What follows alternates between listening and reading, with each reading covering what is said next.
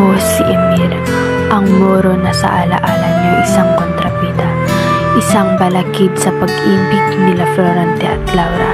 Ngunit, ano nga ba ang nasa likod ng aking mga kilos? Ano nga ba ang kwento ng aking buhay na hindi inilahad sa inyong mga pahina? Isinilang ako sa gitna ng kaguluhan, sa isang lupain na laging nag-aalab sa digmaan.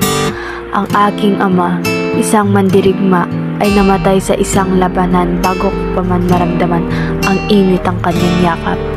Ang aking ina, isang babaeng matapang, ay nagturo sa akin ng matatapang at pagmamahal sa aking bayan.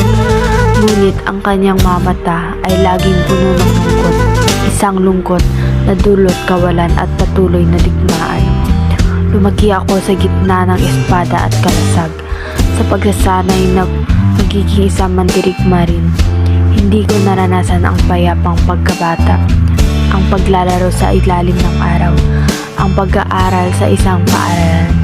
Ang aking paaralan ay ang digmaan, ang aking guro ay ang kamatayan. Natuto akong magtiwala lamang sa aking sarili, sa aking lakas, sa aking tabak.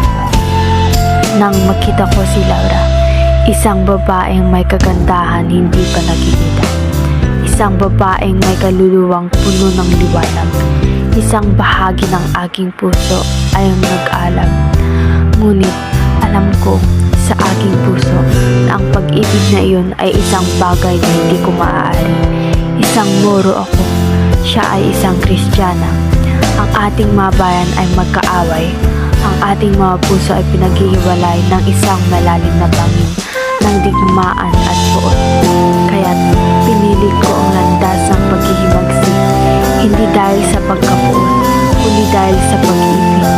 Ang aking paghihimagsik ay isang pagtatangka upang baguhin ang isang sistema na nagtutulot lamang ng sakit at paghihirap sa aking bayan. Sa aking mga kapatid, nais ko makamit ang kapayapaan, hindi lamang para sa akin, kundi para sa lahat.